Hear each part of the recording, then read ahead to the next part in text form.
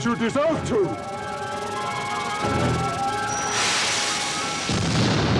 It wasn't that long ago when movies based on comic books or superheroes were considered a huge risk for movie studios. Today, however, franchises like The Avengers, X-Men, and Guardians of the Galaxy provide Hollywood some of its biggest blockbusters. Events like San Diego Comic-Con and Atlanta's Dragon Con have extended far beyond their typical fan bases to become C and B scene entertainment extravaganzas. Even the neighborhood comic book store is experiencing its own renaissance, with comic sales topping $800 million in 2014, according to industry estimates. And stores like this one, Gods and Monsters, are popping up all over the place. But if you think this is just another comic book store, you're in for a surprise. What they've done in here is create an atmosphere and an environment like none other. Come on, I'll show you what they've got.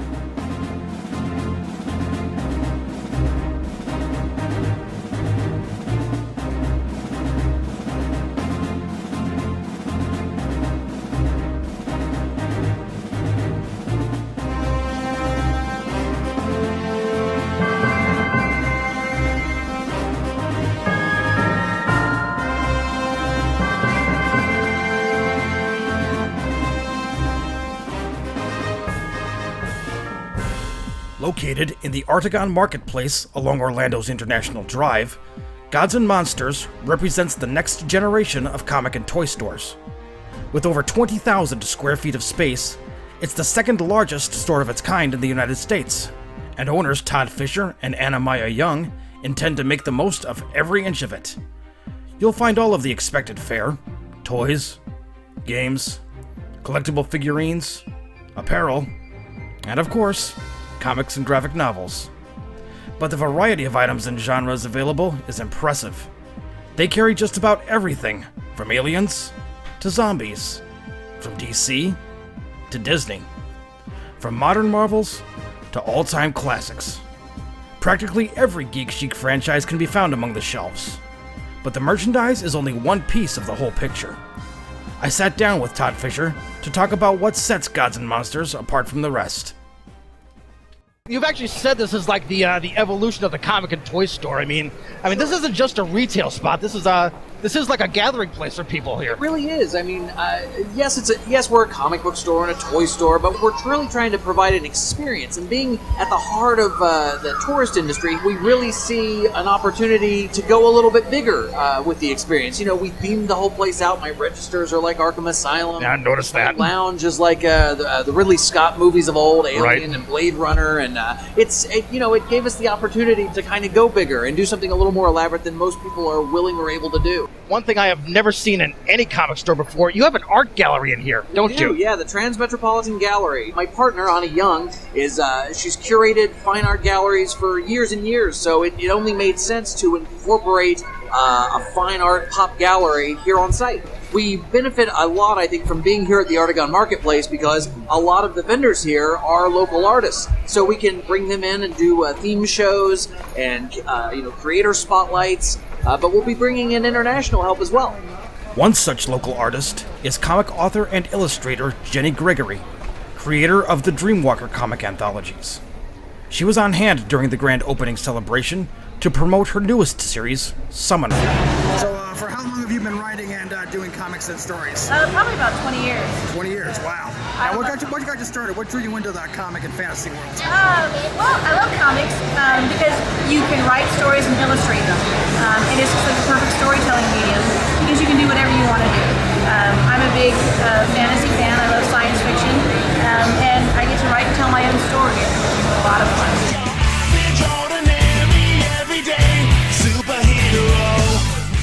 With so much fantastic art around, I had to get some for myself.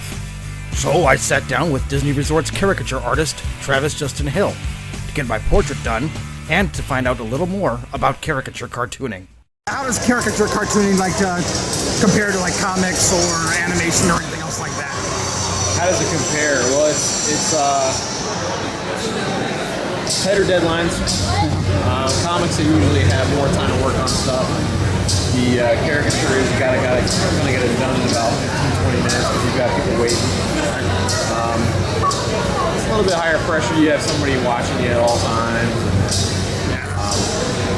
Working live is a little bit different than in my home studio. I draw a lot of cartoons, so making people happy is kind of a primary focus of mine. Okay. Yeah, looking quite nice.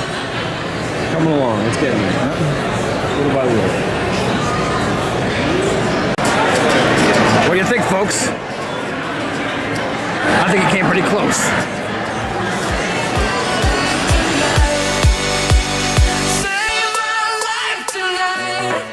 Of course, what would be a comic store grand opening without cosplayers?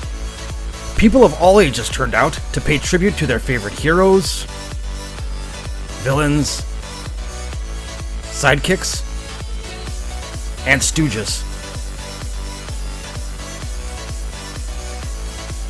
The vast majority were there for fun, but among the crowd were those who make a partial living at it. I took a moment to ask one of Florida's premier cosplay models, Callie Cosplay, about the characters she brings to life. What made you decide to do a character? Is it the looks, the popularity, personality? It's kind of everything above. Like, I really like to cosplay characters that I'm inspired by or drawn to, and if I can relate to them in some way. I love Diana Prince. She's fantastic. I can relate to her because she stands for so much strength in women. Another character I just did is Singularity. I saw one picture of her, and that's what made me decide to cosplay as her. So yes, I definitely do cosplay as someone because of how they look. But it has to be that inspiration, and I was so inspired by. So for how long have you been cosplaying characters like these? Over 3 years now. 3 years. So what got you started? What drew you into it? Well, actually, I was kind of dragged into it. My now husband, then boyfriend, gave me a Black Widow costume. For the first time, I was like, oh my gosh. This is awesome. And I went out to downtown Disney for the Marvel movie marathon, and people were asking for my picture. They were like, oh my gosh, this is fantastic. Like, oh, do you have a page? Do you have a card? I was like, what? Again, I love it. It's so positive and empowering. Like, you get to dress up as these wonderful characters. I now talk about anti-bullying and how I overcame that through cosplay. So there's so many great things about it.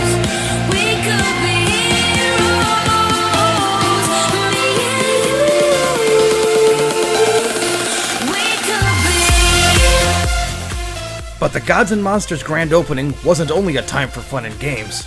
Todd used the occasion to also raise money for the Hero Initiative, a fund that assists comic authors and illustrators in financial need. A lot of those guys, they fall on hard times because they're not given the royalties that a lot of the modern comic creators are able to bring from. So the Hero Initiative can step in if, say, they get medical bills or something's wrong with the house. Hero Initiative can step in and save the day.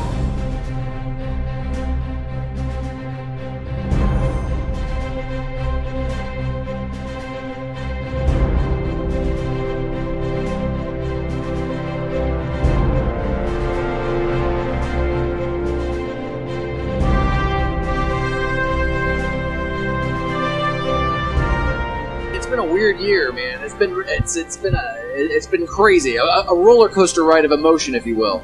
But man, like I said, the community has really rallied around the project because I guess they just believe in what we're doing. With patience, persistence, and a passion for the business, Gods and Monsters has now become a reality. It's a dream come true for Todd, and it's also a place where other dreams have a chance to flourish. Reporting for the Fun Day Paw Pit Show, I'm Bronson Vanderbeer, and this has been the Bear Facts.